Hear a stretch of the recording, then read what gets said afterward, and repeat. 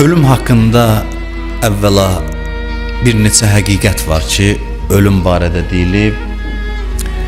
Biri budur ki, ölüm qəti olaraq gələcək. Bunu hamı bilir, Quran da təsdiq eləyir. Buyurur, kullu nəfsin zaiqətül maut. Bütün insanlar ölümü dadacaqlar. İstisna yoxdur bu qanunda. İstisnasız qanunlar var. Ölüm qanunu istisnasız bir qanundur. Bu bir. Ölüm haqqında bizə məlum olan budur. İkinci budur ki, din bizə deyir ki, ölüm son deyil, əslində başlanğıcdır. Ölüm son yox, başlanğıcdır. Ölüm keçiddir. Bunu din bizə başa salır. Bütün peyğəmbərlər bunu bizə izah eləyir. Buyurur, qul yetevaffakum melekul maut ellezî vukkilə bikum. Buyurur ki, sizi ölüm mələyi öldürür, ruhunuzu alır. O ölüm mələyi ki, onun işi bundan ibarət idi. Yəni, buna vəkil idi. Ondan sonra buyurur ki, Sümmə ilə Rabbikum turcaun. Yəni, bundan qurtarmır. Sonra Rəbbinizə tərəf qayıdırsınız. Dönürsünüz Rəbbinizə tərəf. Yəni, ondan sonra hər şey başlanır. Bu həyat müqəddimə idi dünya. Əsl həyat, hər şeyin əsli orada başlayır. Bir alim deyirdi, Fatihə deyir ölü üçün. Yaxşı seçmişik bu sözü. Fatihəni biz bəzən son mənada işlədik ki, filan kəs Fatihədə, yəni son. Amma Fatihə açar deməkdir. Yəni ki, Fatihə yəni indi başladı. Fatihə budur. Ölüyə də deyirik Fatihə bir mənada budur ki, həyat indi başladı onun üçün. Ölüm son deyil. Bu da ikinci məsələ. Üçüncü məsələ budur ki, ölümün iki surəti var. Bir gözəl surət, bir qorxunc surət. Daha doğrusu ölüm öz-özlüyündə gözəldir. İnsan dünyada yaşayışı ilə onu xarab eləyir.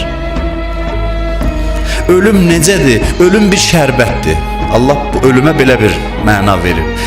Bəzən bəzi insanlar elə yaşayır ki, o şərbəti zəhərlə doldurur, eləyir onu zəhər. Öz-özlüyündə zəhər deyil, şərbətdir. İki növ ölüm var Quran məntiqində. Bir, saadətə aparan ölüm, bir bədbəxtliyə aparan ölüm. İkisinə də işarə eləmək istəyirəm Quran ayəsi ilə. İnnellezîne qalu rabbunallah thumma istaqamu tetenezzalu aleyhimul melaike alla taxafu və la tahzanu və abşiru bil cennetilleti kuntum tuadun. Buyurur ki, o kəslər ki, Allah xoş bu kəslərin alına ki, bu ayədə onlardan danışır. Qalu rabbunallah, dedilər Rəbbimiz Allahdır. Thumma istaqamu, möhkəm də sözünün üstündə dayandılar. O yan bu yana əyilmədilər. Bir dəfə dedilər Rəbbim Allahdır, möhkəm dayandılar. Gələn küləklə o yan bu yana əyilmədilər. Möhkəm dayandılar. Nəticə nədir? Tətənəzzəl aleyhimul mələikə. Mələkləri dəstə-dəstə nazil eləyəcək bu ölən vaxtda. Mələkdən bəziləri qorxur, bunlara mələk ölüm ürək-dirək verəcək. Allah təxafu və la tahzanu. Əziz qonaqdır bu. Birinci söz bu, qorxma və kədərlənmə, narahat olma. Və cənnət müjdəsi olsun sənə. Bu bir ölümdür. Bu da başqa ölüm. Yetavaffəllezine və lev tera iza yetavaffəllezine kəfəru vəl mələikətu yazribuna vucuhahum və ədbarahum və zuqu əzabəl hariq. Buyurur Peyğəmbər, görsün kafirlərin canı necə alınır. Buyurur ki, mələklər onların kürəklərinə və üzlərinə vura-vura canlarını alırlar. Kürəyinə vurur, yəni bir yerdən birini, üzr istəyirəm sizdən, bu sözü Quran yəni bu mənada işlədir. Üzr istəyirəm, təpi ilə çıxardarsan, arxadan vurub çıxardarsan, kürəklərinə vura-vura, yəni dünyadakı mələklər bunları belə yola salır ki, tez üzr istəyirəm, rədd olun, çıxın buradan. Çünki cəmaatı əziyyətdən başqa bir şey deyirdi sizin yaşayışınız. Kürəklərinə, üzlərinə vuran mələklər hansıdır? İndi vurmaq nə mənadadır, mən bilmirəm. Amma hər halda üzünə vuran deyir, o axirət mələkləri. Deyirlər ki, görürlər əli boş gəlib, onlara əzab verirlər. O halda dünya ilə vidalaşırlar. Onlara bu sözü deyirlər. Zuqu əzabəl hariq, yandırıcı odu dadın. Yandırıcı odu dadın. Bu iki surətdə olacaq ölüm. Və bu iki surət bizim necə yaşamağımızdan asılıdır. Necə yaşayacaqsa elə də öləcək. İmam Həsən əleyhissalamdan soruşdular, ölüm nədir? Buyurdu, mömin üçün heç vaxt görmədiyi ən böyük bir sevincdir, şadlıqdır. Mömin heç vaxt belə şadlanmayıb ki, ölüm anında şadlanır. Neçə nəfər olub imamlar gəlib başının üstünə, gözünü yumub qorxudan can verən adamı deyib, gözü aç bax, narahat olma. Bir gözünü açıb, artıq onu imam görüb, o görüb.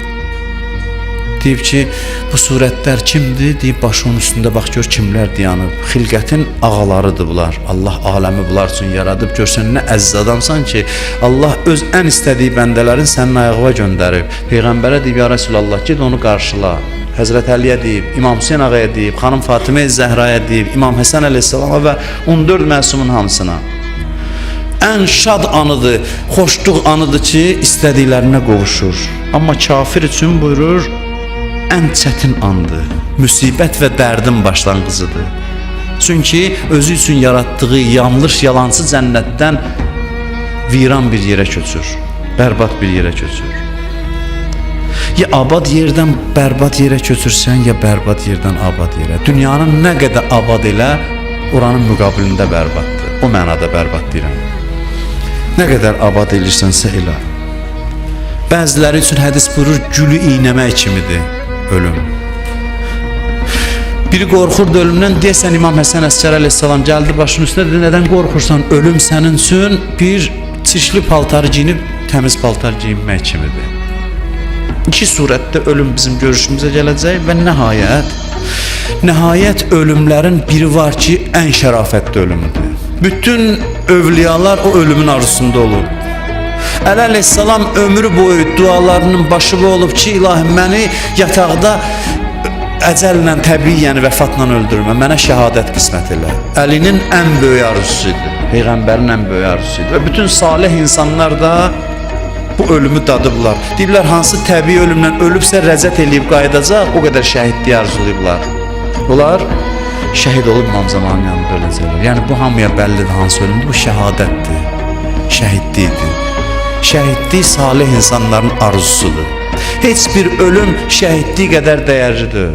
Şəhidin çox böyük qiyməti var.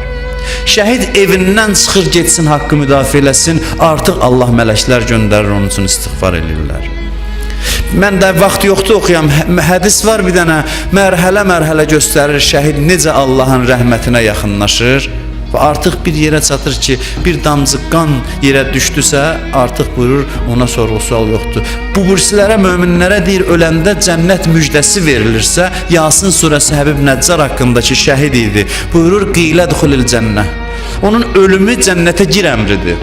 Ölümü cənnətə gir əmridir. Yəni cənnətə gedəcəksən yox. Ruh çıxdısa bərzəxdə cənnətə girir. Nə qəbir görür, nə sorğu-sual görür, onlara sorğu-sual yox. Ruh çıxmaqla cənnətə daxil olur. Bütün günahlardan paçlanır, təmizlənir. Bir şərtlə ki, şəhid haqqını nasıl ödəyib getsin. Cəmaatın haqqı boynunda olmasın. Bunu ödəsə, şəhid olan andan cənnətə daxil olur. Vəssalam. Ondan sonra buyurur ki, Allah yolunda öldürülənlərə ölü deməyin, bilirsiniz nə mənadadır? Dünyadan köçmür o. Həm bərzəxdədir, həm dünyada. İki aləmin ikisi də onun nəzərindədir. Bu aləmə də baxır orada. Yəni buradan getmir. Ona görə deyir, onlar ölməyiblər. Onlar buradadılar, siz onları görmürsünüz. Onların elmi dünyanı əhatə eləyir. Və qiyamət günü buyurur, nurdan minikdə gələcəklər məhşərə. Və bütün peyğəmbərlər şəhid görən kimi miniklərindən enib təzim eləyəcəklər. Peyğəmbərlər hörmət eləyəcəklər və şəhid təkcə özü cənnətə getməyəcək. Şəhid ki, cəmaatın fikrindəydi axı. Şəhid odur ki, başqalarının yolunda şəhid olub. Qəlbi o qədər genişdir ki, özünü fikirləşmir, başqaları üçün fəda olub. Ona görə şəhidə imkan veriləcək ki, necə dünyada başqalarının fikrindəydin. Mən o dəfə sizə dedim, qilə duxulil cənnə, Yasindədir. Qilə duxulil cənnə, Həbib Nəccara dedilər, cənnətə daxil ol. Cənnətə girib görən adam nə deyər? Bəh, nə gözəl yerdir bura, nə yaxşı kefdə olacam burada filan. Bu nə deyir? Bu deyir, qalə ya leytə qavmi ya'ləmun. Kəş məni öldürənlər bunu bilərdilər. Onların dərdini çəkir. Kəş görərdilər, mən Bimə ğəfərə li Rabbi və cəaləni minəl mukramin. Necə Rəbbim mənə nə nemətlər verdi, necə məni əzizlədi.